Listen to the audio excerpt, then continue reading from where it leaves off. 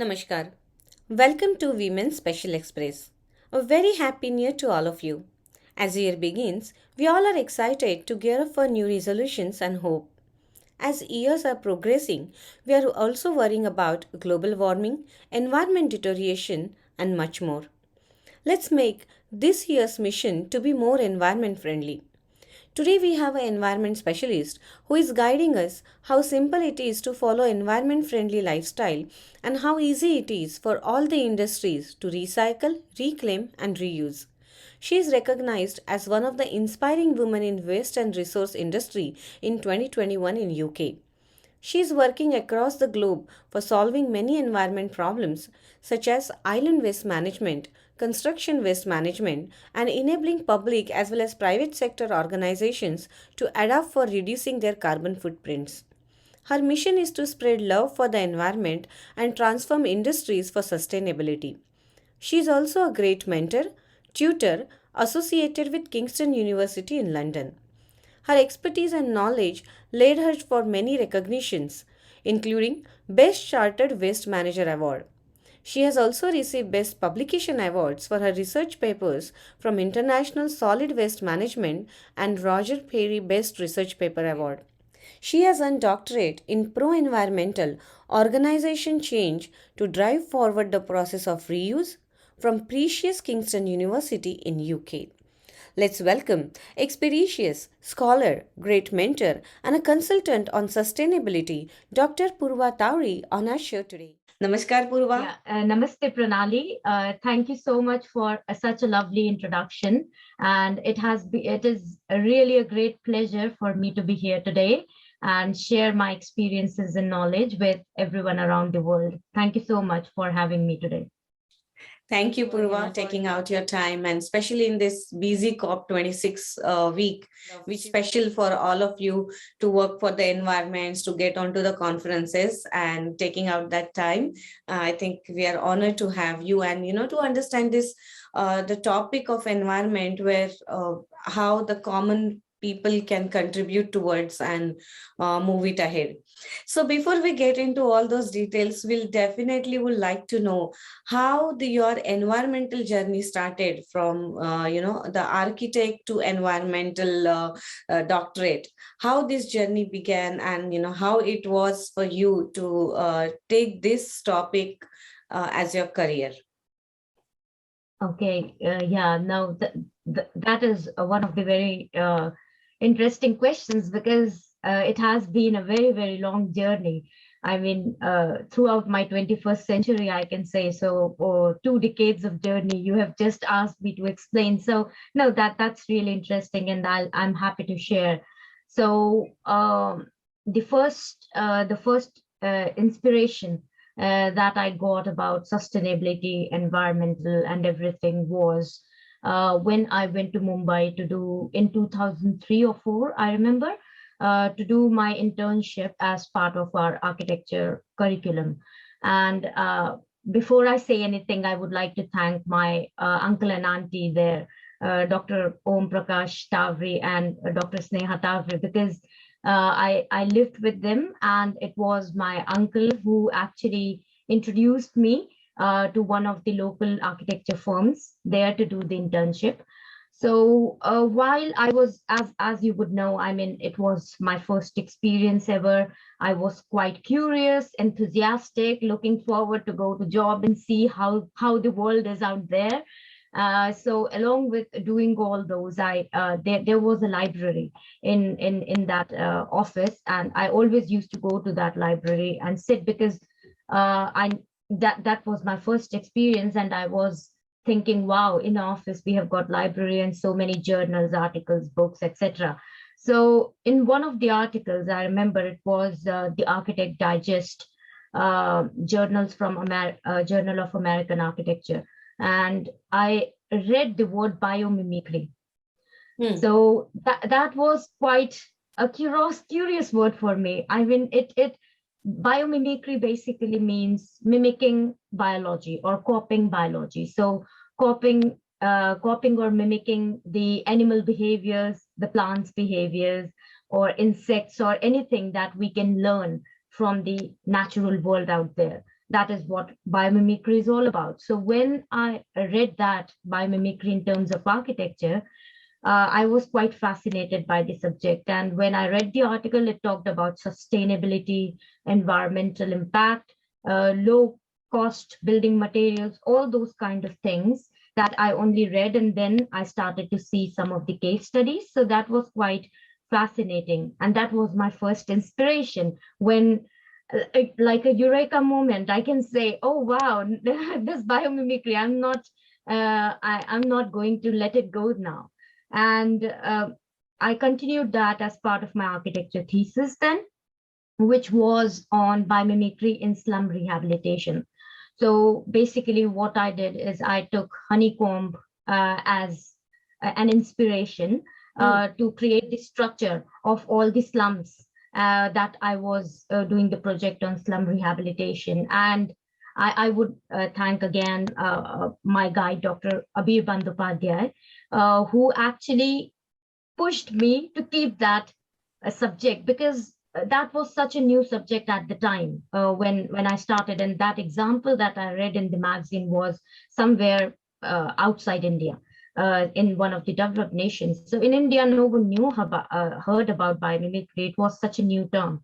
And in Raipur, a small a small city in comparison to Mumbai, no one knew about what biomimicry is. So it buzzed in such a big way that everyone knew that, okay, Purva is doing a thesis on biomimicry. This is a new thing. So he just said to me, look, you cannot pull your plug now. You have to stick with it and do it. So I really thank him for that. And I would also like to give a special thanks to my mother, Hmm. because her name, of course, is Mrs. Meena Tavri. And why I want to thank her, because she used the home-based resourceful skills to help me create the 3D models of my thesis. So the things that I couldn't think, like making trees, and she was like, you don't really need to buy anything. We can just use cotton, or we can just use sponge and create this. And it was so resourceful. And that was there. And also my juniors who were there in Bhilai at the time, they also came and helped me. So I'm quite thankful to them as well. So after my architecture thesis, I went to in Pune, and there I lived with my cousin, Mrs. Neha Heda, and her husband, Mr. Nankishore Heda. I would really like to thank them. The reason is because at the time it was like, oh, all right, we have got family, we can live there. But now when you live in the UK outside, there are no family, nobody outside world, you actually understand that how important or how cherishable it is to have a home somewhere where you don't know anyone.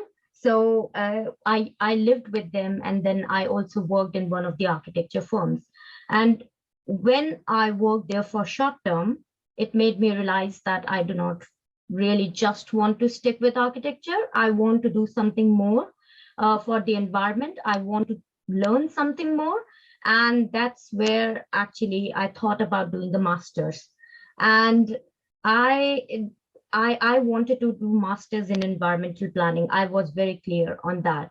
And I only wanted to do from SET, because that was the only university, the top university in India for environmental planning.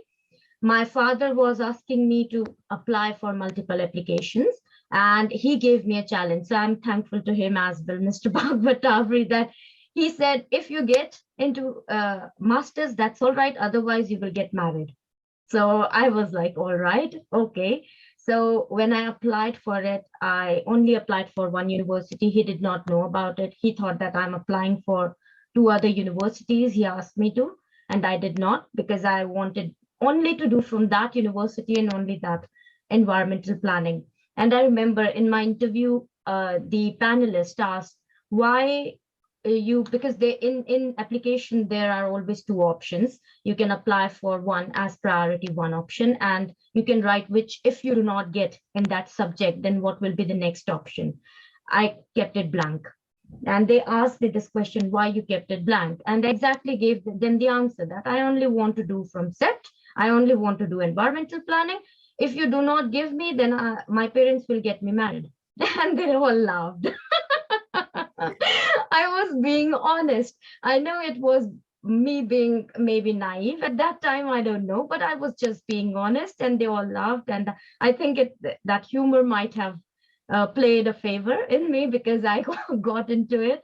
And it was again thanks to my mother, because she flew all the way from Bhilai to Pune to help me with application. And my younger sister, who was doing Purva Tavri, who was doing her master's in Pune, and both of them actually helped me to prepare for the application and the interview. So I'm very thankful to them. And one thing I would like to tell about both of them actually, that they both are born intellectuals.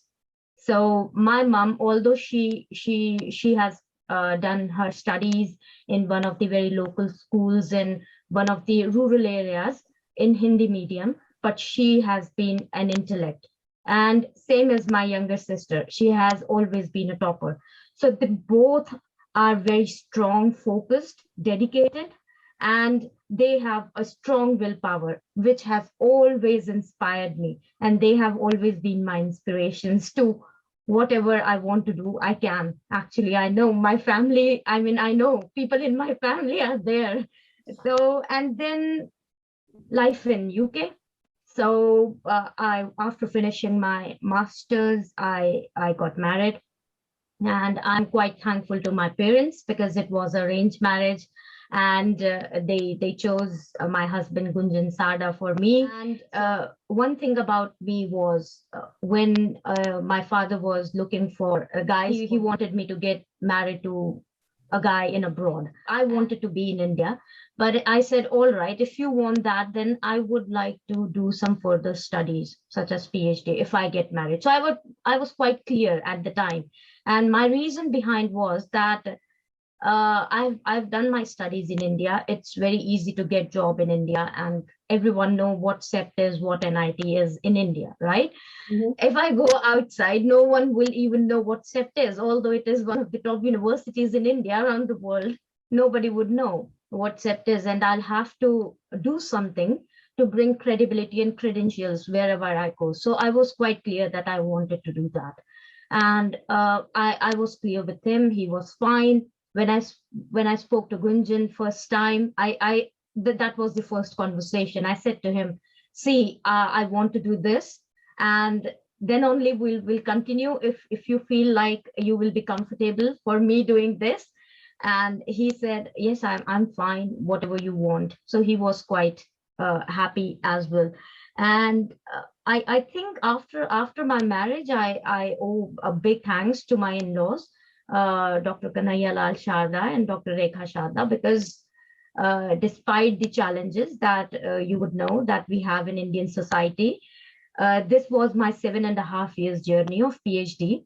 And in India, I don't know what they might have been through, how many questions they might have been through, but they always supported, and they always were like, no, you continue doing, don't worry about what others say. Nobody's saying anything. You just continue doing your studies. I owe thanks to Gunjan here, because he has been both physically and morally supportive to me throughout the 7.5 years, very patiently, although I was working part-time and doing my PhD part-time, but it was not a easy journey. It was I would say, one of the very, very challenging journeys of my life so far as part of my career. So I'm quite thankful to all of them, and also my parents and my family as well, and all the family members, my grandparents, and God grace, I managed to finish it. And here my supervisor, one of my supervisors, Professor Sarah says, she has always been my rock. I mean, she was there from the start till the end. She was, I mean, so supportive. She always used to say to me, Purva, you take too much of my time. I say, all right, that's fine, but I won't be able to do this. So she always been there. She was like my friend, my guide, my supervisor, my rock, everything. So I mean, I owe so many things. So one thing uh, I, I I would like to say about me is, although I have been very clear as a person what I want to do, and I always like to make plans that I would like to do this, but it has always been people around me who allowed or who helped me. to make anything happen. So who I am, what I am here, is because of the people around me. Otherwise, I would not have achieved what I have so far. Wow, you're such a great what has happened to you, and so many people came together to support you. I definitely understand it is a very challenging journey, especially when you say after marriage, 7.5 years of your family time, giving it to the PhD, working on your thesis day and night to make it work. And I know there were theses that you made it during the PhD were even awarded, and it is a challenging work, so much of time and efforts, but more than that there is so much passion towards it, that you wanted to get those things achieved, and you wanted to make a difference in the environmental family and to bring the change. Now you're working as an independent contributor. You could have also worked as a researcher. In the UK there are very good firms for the waste management, which are even as a working as an alliance with them.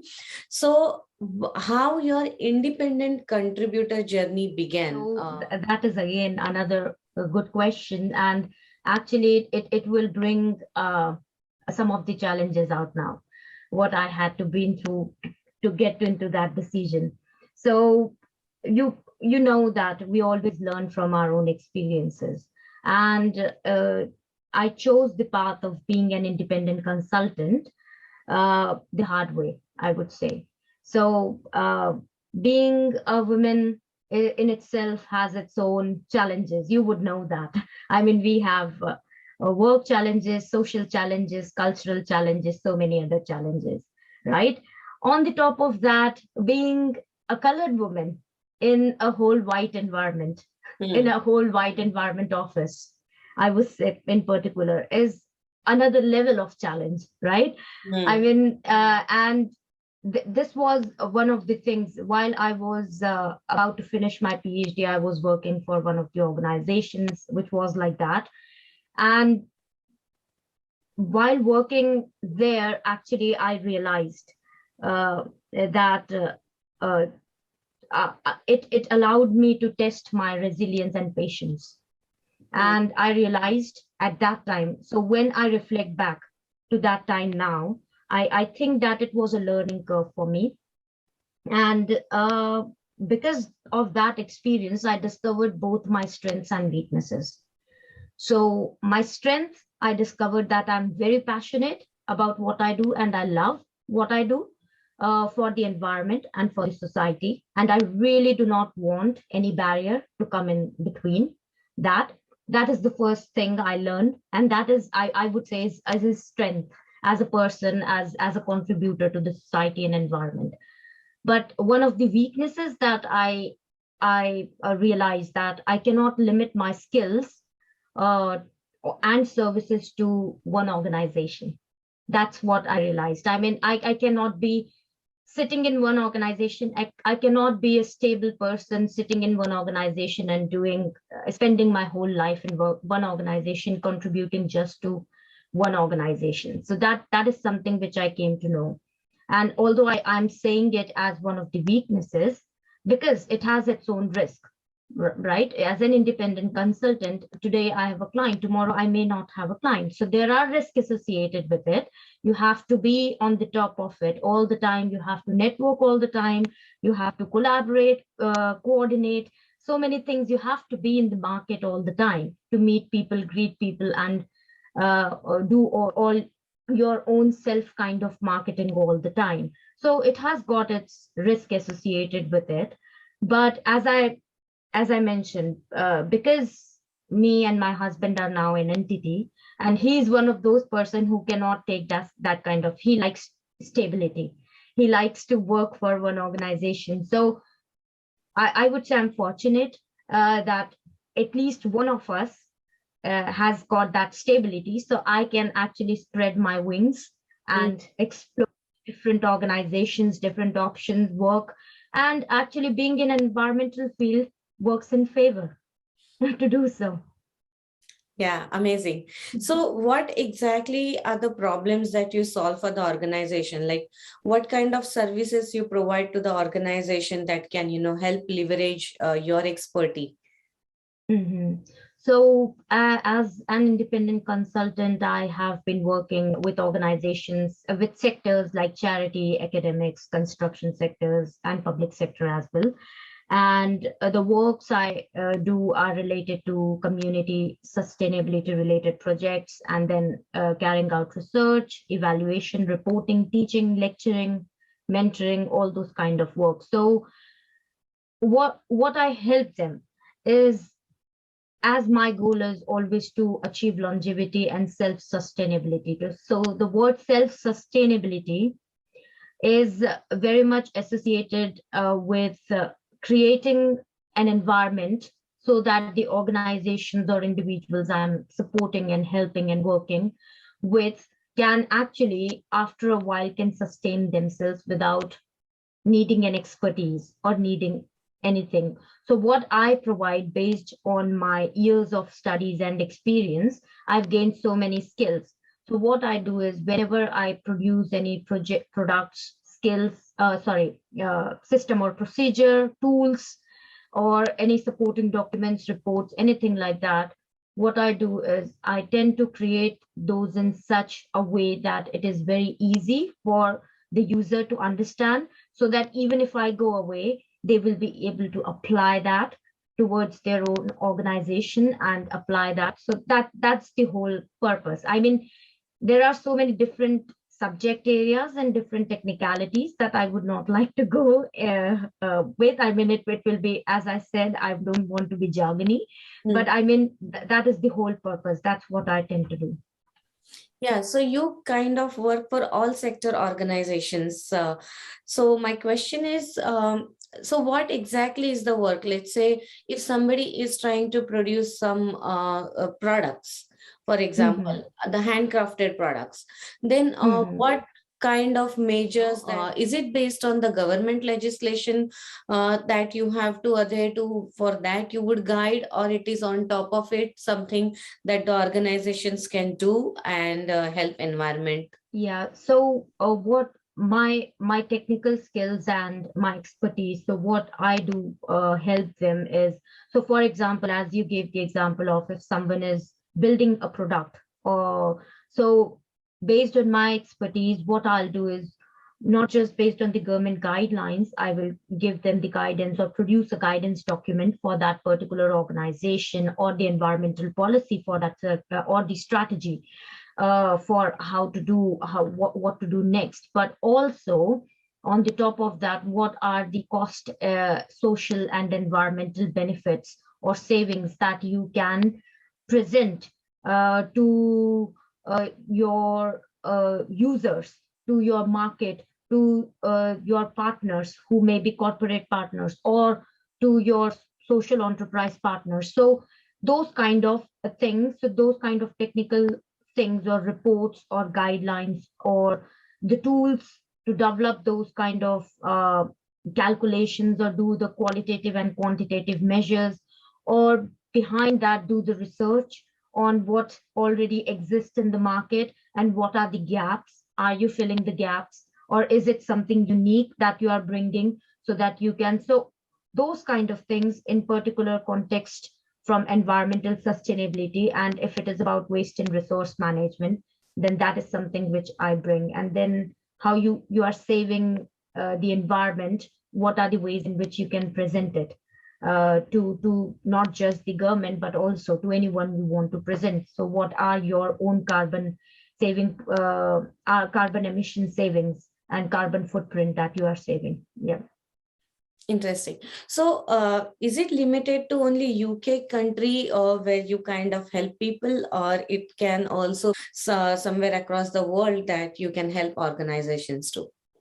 It is quite global. So, for instance, I do guest lectures in India as well. So, as part of lecturing, it is uh, choosing a topic and actually lecturing, giving lectures on those particular specific topics to students who are either doing bachelor's in architecture or master's in sustainability. So I do guest lecturing in India. I sit in one of the international bodies who works in saving oceans from waste. And They are based in, the body is based in Canada, but I'm one of the committee members there. So, I mean, it's not just limited to UK. I cannot, I mean, this whole climate crisis cannot be limited to one country. And me being a person who have been born and brought up in a developing nation and actually got experience in developed nation, I have received this privilege to actually get the learnings from both the worlds. So if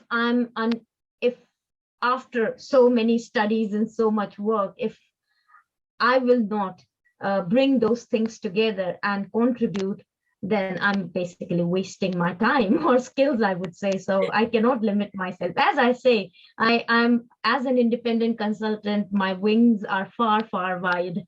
I can support anyone anywhere in the world. Wow, that's interesting to understand, and it is, very helpful. We also know that you help organizations building the funding. So, this Mhm. funding from which channel? My question is like whether there are various ways to build the funding to sustain Mhm. the organization. So, when you say you are helping for funding, it is from which point of view? Like, is there any funding that any organization receives because it is helping the environment from that point of view, or it is in general? So I just have that the confusion when you say you're building Oh, funding for the organizations. yeah. So before I answer that question, I will actually give you a context of when. So basically, usually the fundings are generated by those organizations who are small social entrepreneurs or charity organizations out there who are actually working for community or doing something good for the community, right? When we as sustainability and environmental specialists, when we talk about and sustainability and environmental these topics, we have to think about the sustainable development goals. And I come to your point on COP26.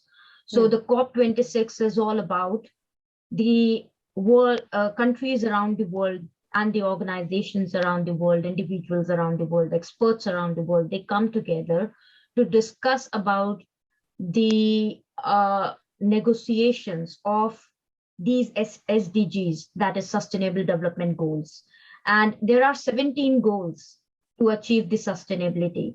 They include both socioeconomic goals, such as no poverty, no hunger, better sanitation, better energy, electricity, better livelihood. And they also touch upon the environmental issues such as waste and resource management and consumption of resources, then energy efficiency and environmental impact. There are 17 SDGs. So when I support. So, for instance, one of my clients is a charity, right? They are local charity. They run a community center.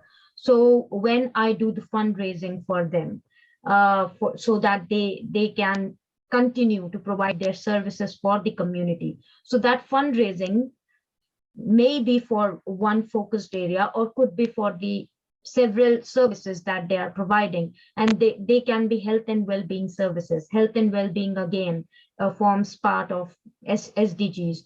So when I'm talking about fundraising, it can be for a specific cause, like if we are bringing more gardening projects which will help create crops or which will help create vegetation for the community to grow, right? So that can be related to environment directly. But if I say that we are actually fundraising for an active project where actually young people can get the facility to learn different types of sports and activities, dance, music, culture, those kind of activities.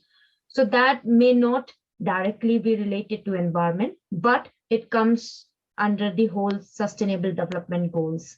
So I provide the fundraising support in both a wider and specific areas.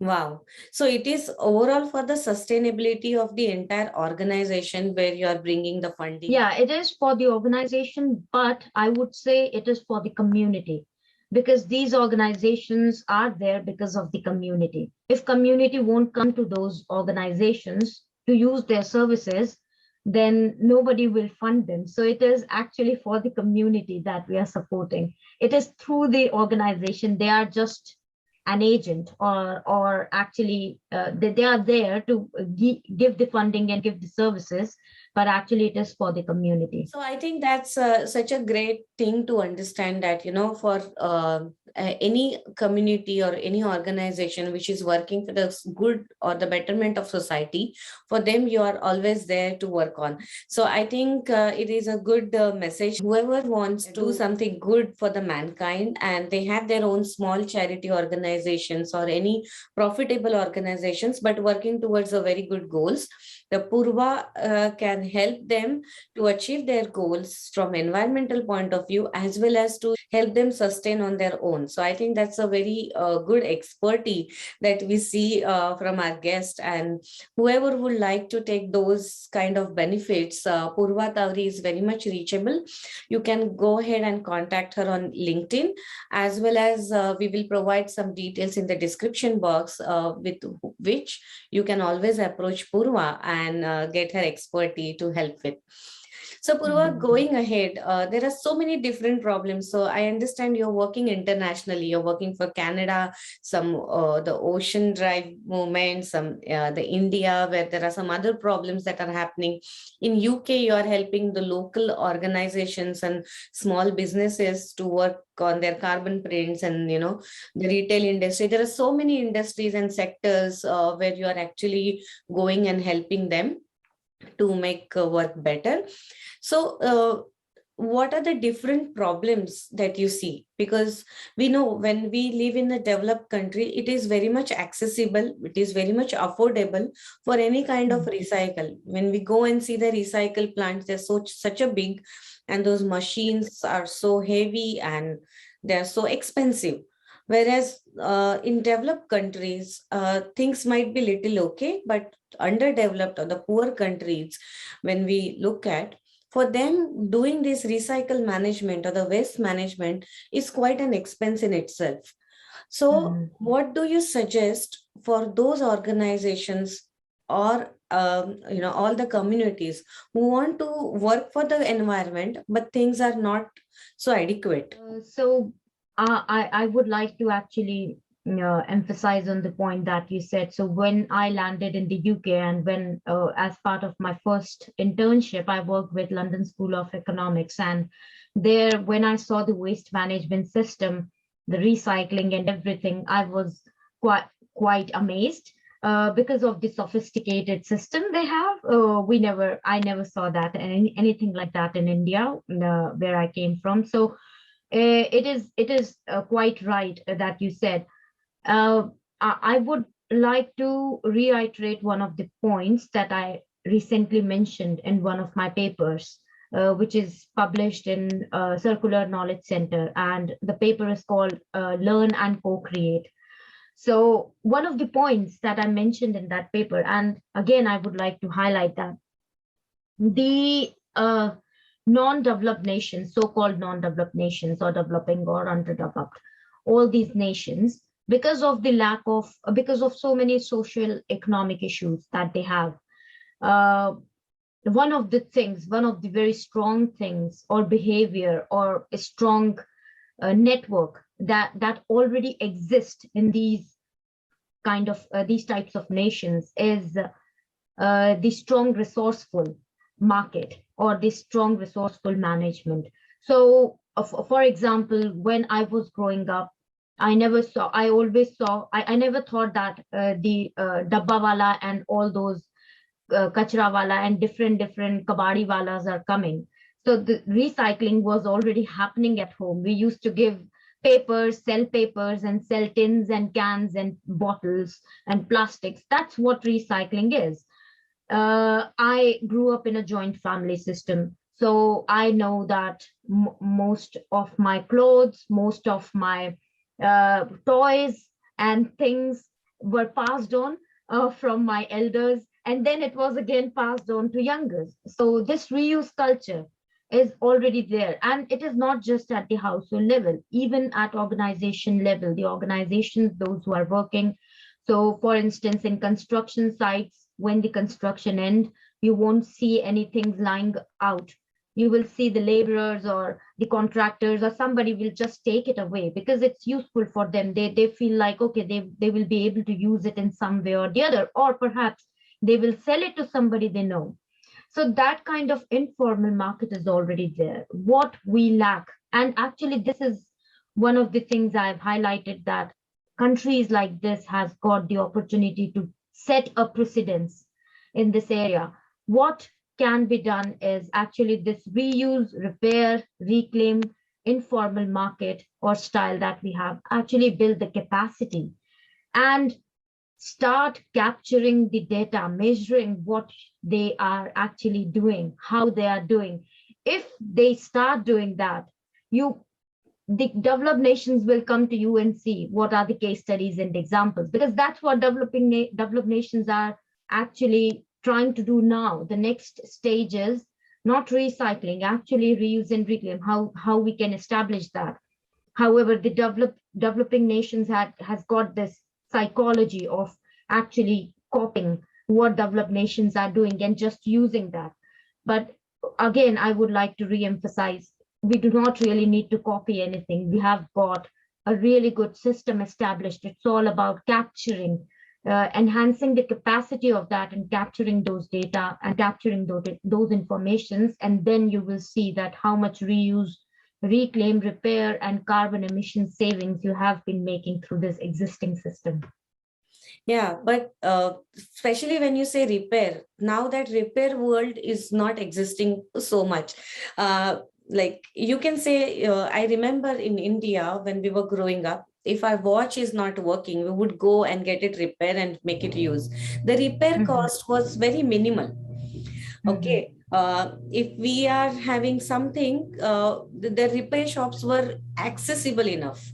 But right now in the developed countries, that's another problem. The repair shops don't exist. And even if they exist, the cost of altering anything would be so much that it is better to consume something very new. That's where that reuse, the repair culture does not exist here, because the manpower is, making it costlier. Any job which involves mankind to help with is expensive here.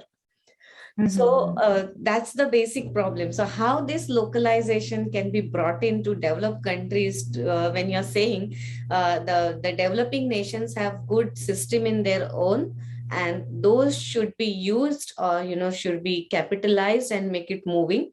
How we can get that done in the developed countries? Now the problem is reverse, actually. The point that you made there, how to bring localism in developed countries. Actually, I do not agree with that point that there needs to be a manpower or anything like that. The thing is, localism and community exist everywhere around the world. And one of the things we have seen during the pandemics, the power of localism, all the local people, community came together, people in the community became volunteers just to support the vulnerable families, vulnerable individuals, shop for them, come and put the bags in front of their doors, or to give away food, or to give away essentials. So it is something which already exists. And I'm sure the market, because developed nations are very globalized, especially the cities like London, New York, California, these kind of very, very metropolitan cities where you will find people from all around the world. So you have, I mean, these countries have got the skills there. It is all about unleashing or supporting those community skills or those local skills and community skills. So providing either to providing fundings to those kind of skills or funding to social enterprises, or by bringing legislation that can support those kind of local skills. So it is all about acknowledging and establishing, bringing awareness about those, because it already exists. It is all about how we can bring awareness to that. Especially the repair industry, that has become a very much a problem. Nobody wants to do those jobs, and since nobody wants to do them, they are becoming expensive. So Yeah. I see, especially here, the electronic recycle goes so much waste is being collected, twice a year by the government. Like we get some free pickups for electronic trash twice a year. And there's so much of waste that goes from homes, from organizations, from so many small businesses as well. Hmm. I think this repair market is particularly for electronics is not just the issue because of the consumers. It's actually the much in-depth and much larger issue that is the big companies. What they are doing is actually creating the obsolescence behavior among consumers.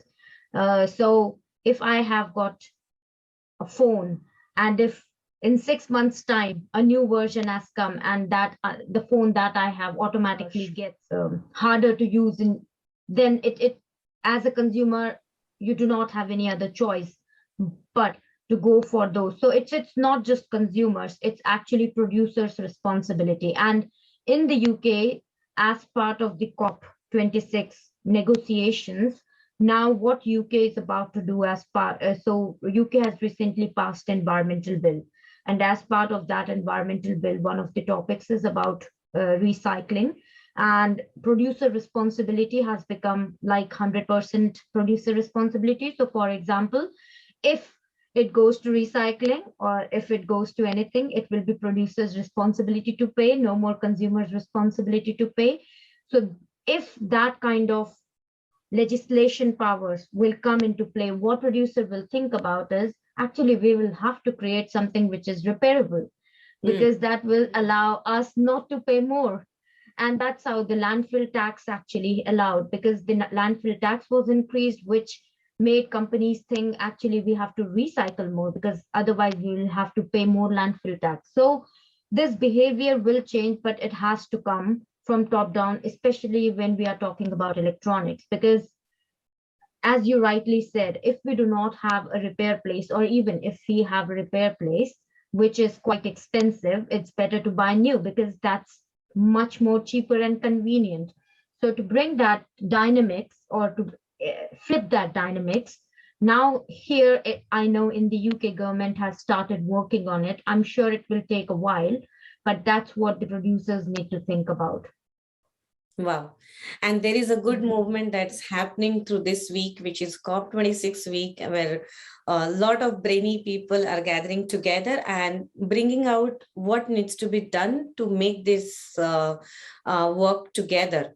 And it's a very beneficial point that we understand the psychology of producers. So, not just the big players in the market who are producing big products, but even the small producers now, they are, which whoever is on the verge of making their products work.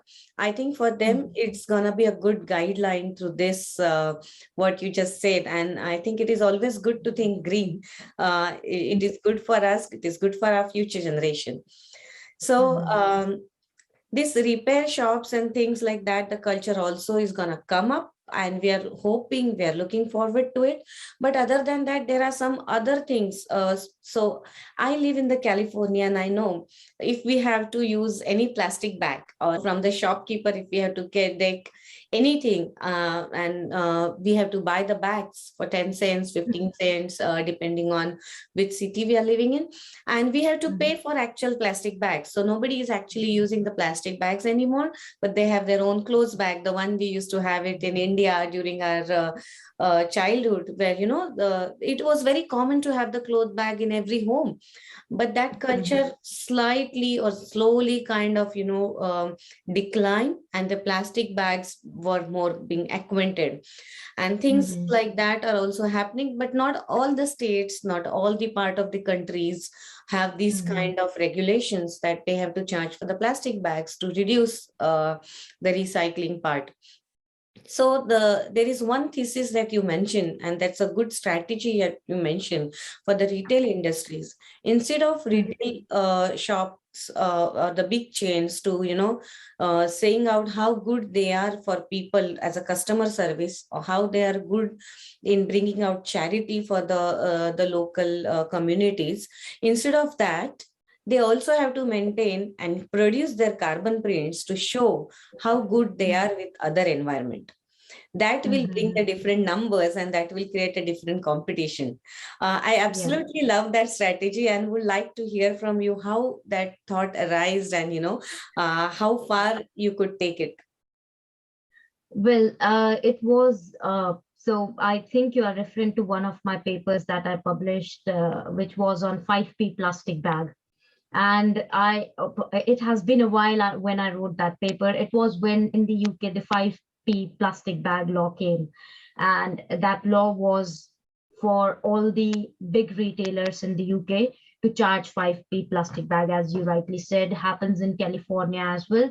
So it was what they said as part of the strategy or mechanism. That is my observation or perception through my research, is they obviously must have lobbied government to prepare this law, because at the back end they were preparing reusable bags as well, and they wanted reusable bags, their own reusable bags, to be sold.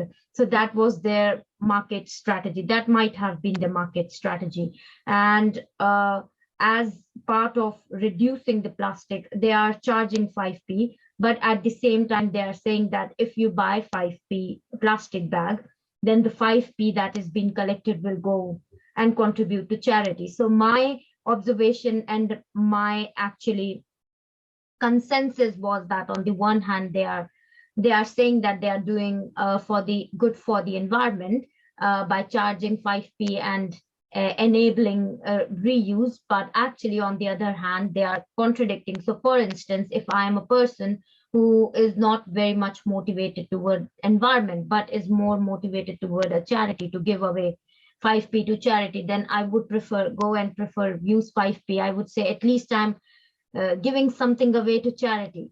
But so I mean, that was my perception. That is how I was uh, being critical to what how this strategy might have all came about, and actually what it and why the big players might have lobbied government to establish this a particular law, how it would have benefited them. Because as you would know that CSR, the corporate social responsibility, is one of the big tick box that all big companies has to follow and has to do. They have to show something that they are doing, contributing to the community, to the society. So by charging 5p and contributing to charity ticks their CSR box, and by showing that the reuse bags are sold more than the plastic bags ticks their ESG, that is environmental, social, and governance box. So I mean, it is win-win for them. And but to be honest, I mean, so far I think that that actually worked in favor of environment, because in the UK at least, there has been a big reduction of the use of plastic bags. So it has been like a win-win-win, I would say, for the charities, for the organizations, and for the consumers. Yeah. Interesting.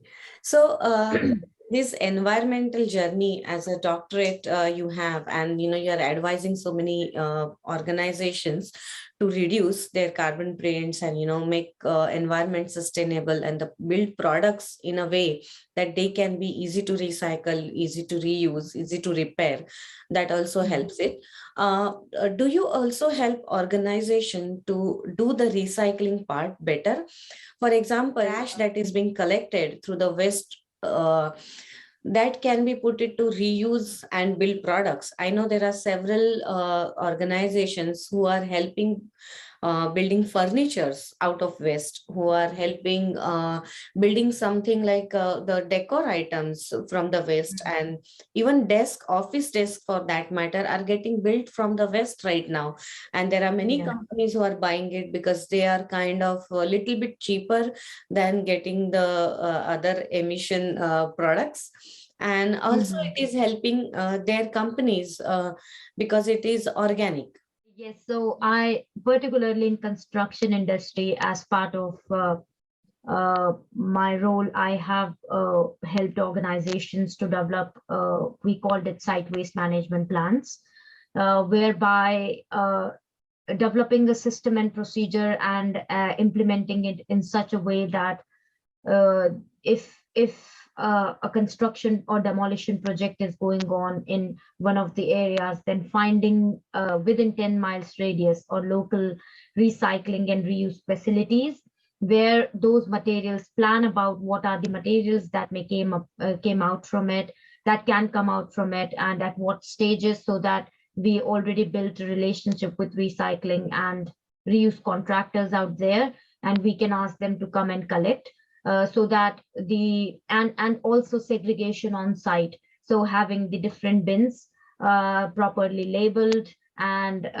as and training the on-site laborers and supervisors on site to ensure that they understand how to what to put where and how to put and why we are doing this, because they need to understand what is the whole purpose behind it. You are giving us an extra layer of job, what is going to be the benefit out of it, so explaining it to them, and then training them on how to maintain the legal register of waste. So if any auditors come and do the audits, we have to have a proper waste register, how it has been managed, because it is, if it is not being managed properly, then the companies can be in big trouble because of legalities. So creating all that system in place so that all the segregation of waste can happen on site, and this waste can go to special waste recycling contractors so that it can be recycled as you go.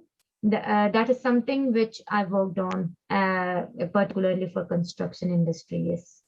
And you're still helping. I mean, you will definitely be helping if somebody is looking forward to, Yes.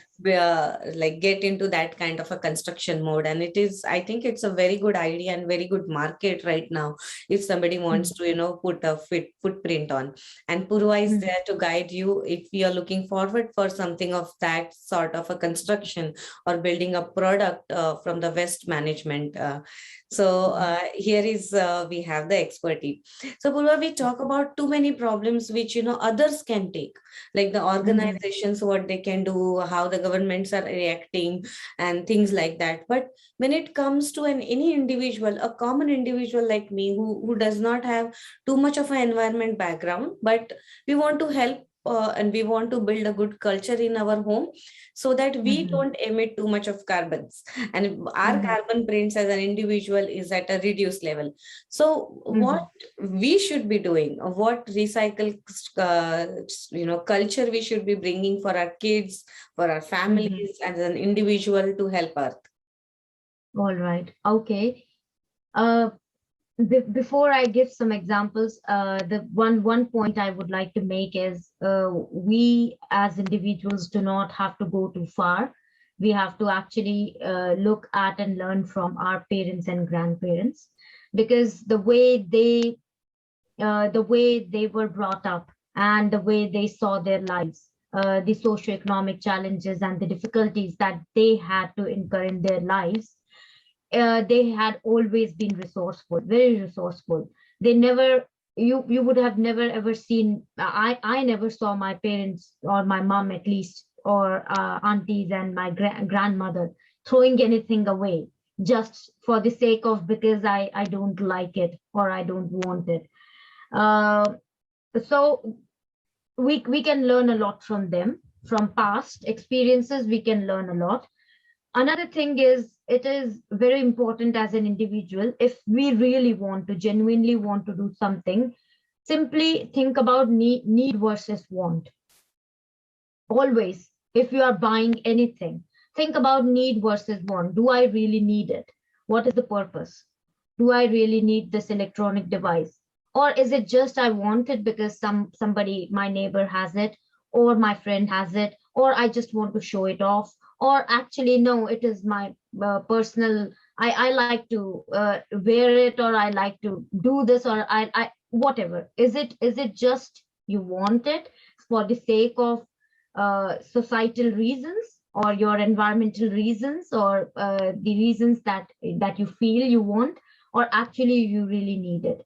It is not easy to build that behavior within you, but there are some examples that you can start in your own life by doing so. So for example, if I take food, so if you want to reduce the food waste, the thing that I always do, me and my husband, we always do is whenever we go for grocery shopping, we make a list. Always check the refrigerator and always check the kitchen and see what are the things that we really need to buy and make a list and buy only those. Stick to your list. It's not easy, especially with food, because people want to experiment with their food and do stuff with so many different types of foods and stuff.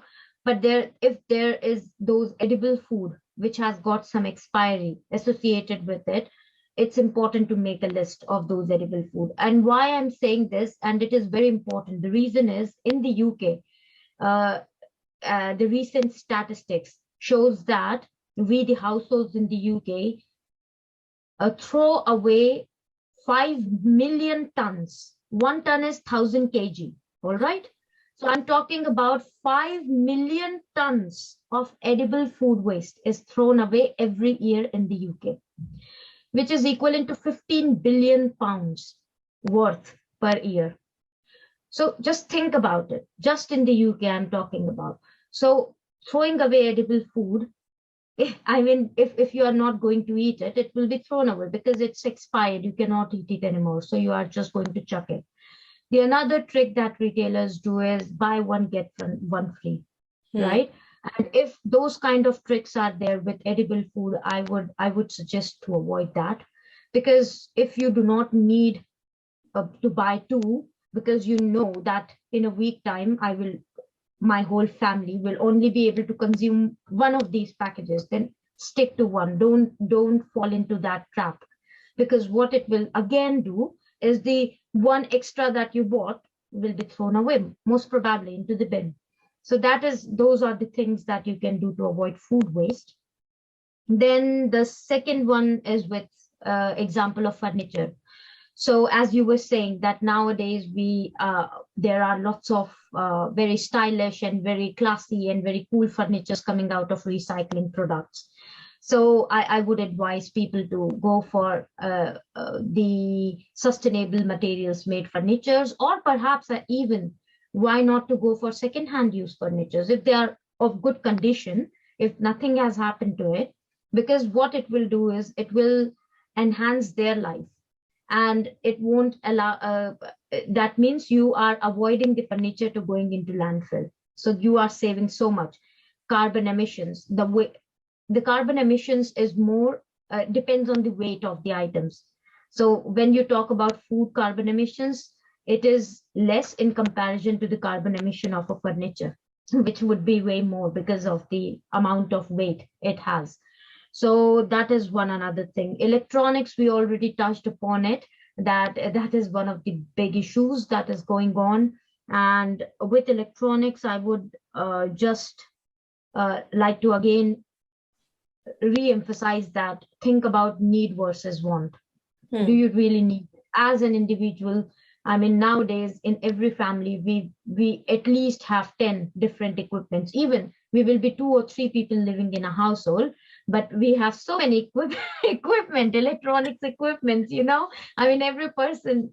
So just think about before buying electronics, that do you really need it, or you are just going to buy it just for the sake of buying it because it's new. Then managing home waste. I mean, there are, as I said, about the in countries like India, we have already got dry versus wet waste. And in countries like UK, Europe, and USA, we have already got a proper systematic segregation bins at home. So that culture automatically comes, because you have to segregate, because that is the way it will be taken away, otherwise it won't be. So that becomes inbuilt. But again, I would say that along with all this, go back to your parents, learn from them. They will enjoy. They will feel like, oh, we are still in need. My kids and grandkids still need me. Go to your grandparents and ask them about how you used to repair.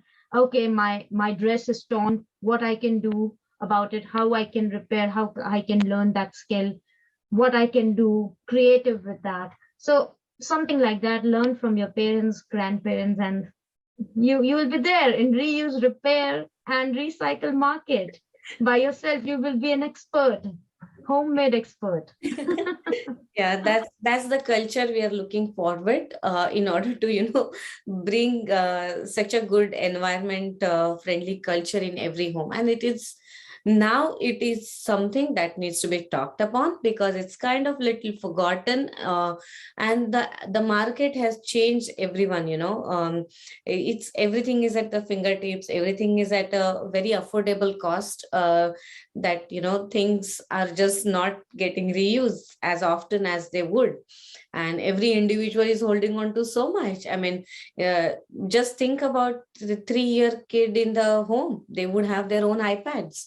So this is the culture we are leaning on to. We have to cut down and think about it. I know it's very difficult because everyone is busy, and because of that things have evolved.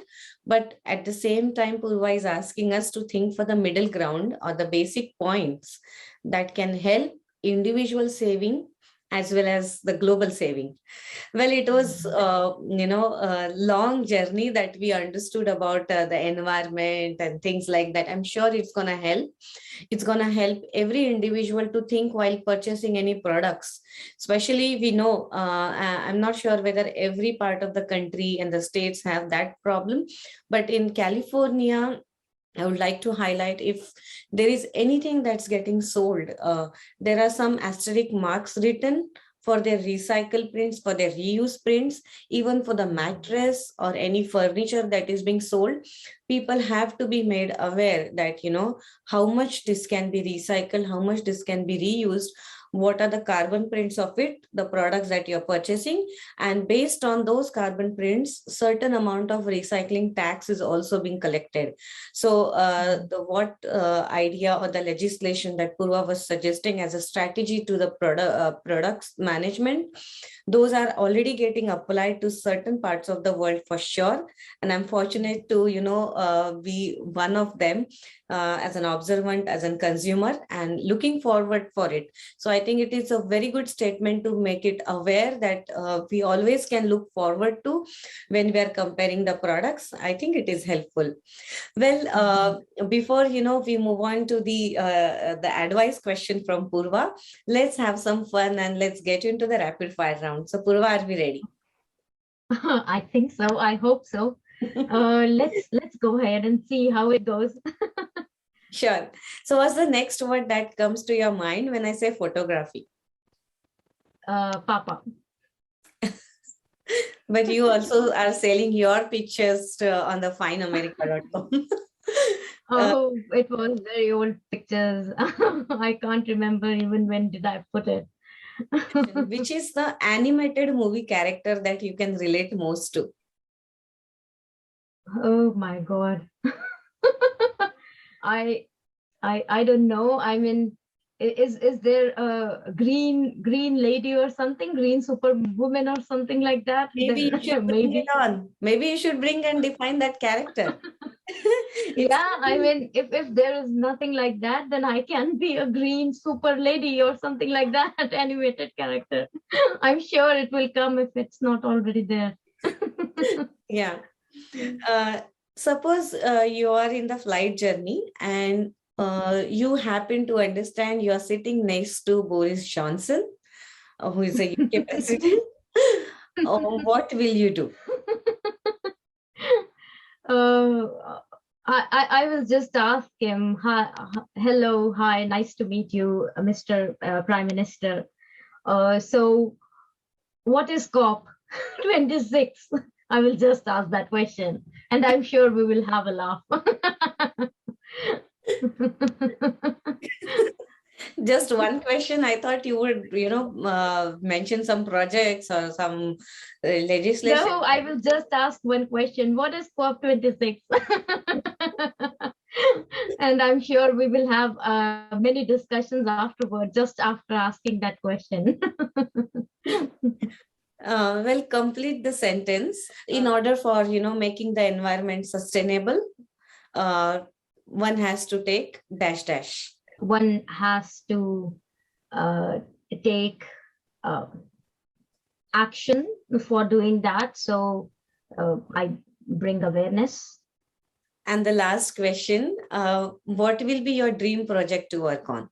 My dream project would be, I cannot disclose it now because that is actually that is a pipeline project that me and my husband we together want to do. I can just give you a hint that a dream project, a dream sustainable uh, life cycle project that we want to do in India, in one of the rural places in India. That's all I would say. Oh, wow. We wish you luck and, a very success for your project that you're trying to implement. And I'm sure you will receive many supporting hands to do that. And it should get hit, and, that model should be copied if it is beneficial for everyone. Yeah, definitely. I totally agree. Yeah, it has to be upscale and replicable model. Yeah. Well, Purva, it was amazing to talk to you. It was nice journey that you opened up, and you made us aware on a lot of fronts. I'm sure this to tune into environment topic requires a lot because it's not a daily part of a routine for many of us. And this particular conversation will help them getting into and think, because as we have enjoyed the environment, as we have enjoyed the oceans, the rivers, the nature, I'm sure we want our future generation to enrich all that and enjoy those benefits for their own health, for earth health, and for all the living beings over here. So the last question, which is something that we would definitely are interested from every guest of ours, because they are doing very unconventional paths. They're very, they're putting their energy, they're putting their careers, most of the lifespan for unconventional cause to make it work. Well, it's not easy to live a life, first of all, because everybody needs money, everybody wants a shining career, everybody wants the credibilities. But there are a lot of people like you who are not working for those kind of materialistic points, but working for the cause that appeals to one. So if someone wants to pursue a career or spend their time for as a part of their hobby, maybe a 10% of their lifespan, uh, for their passion which can make a good mankind, what will be your advice and a guidance to them?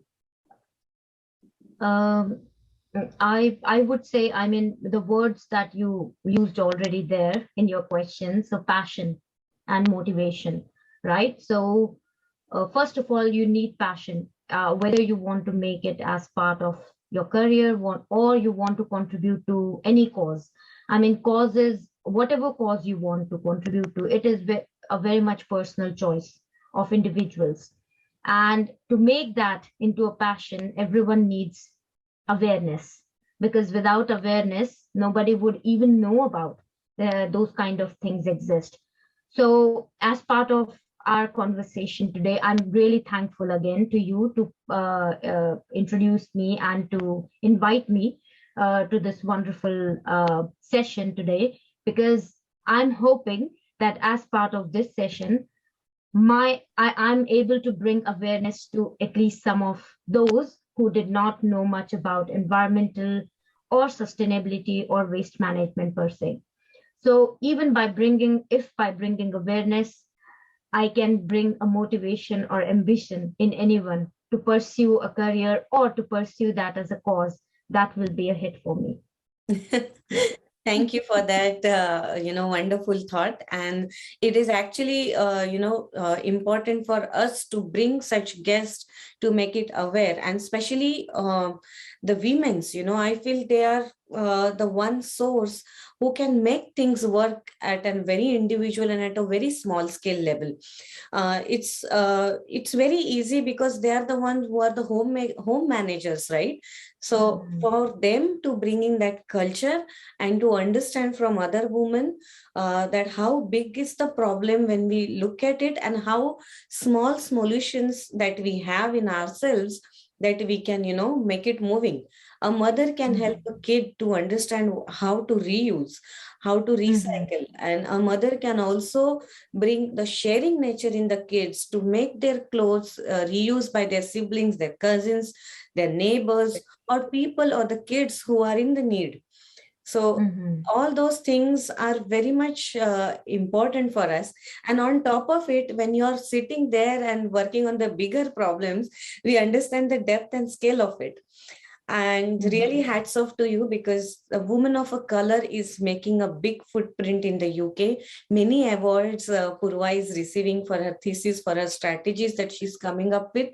And she is helping so passionately for all the small organizations to mid-scale organizations to make their life sustainable from all the point of view. I think it's a very charming lady that I had a conversation with, who is always enthused to talk about, and making it simple for all of us. Not everyone can achieve it.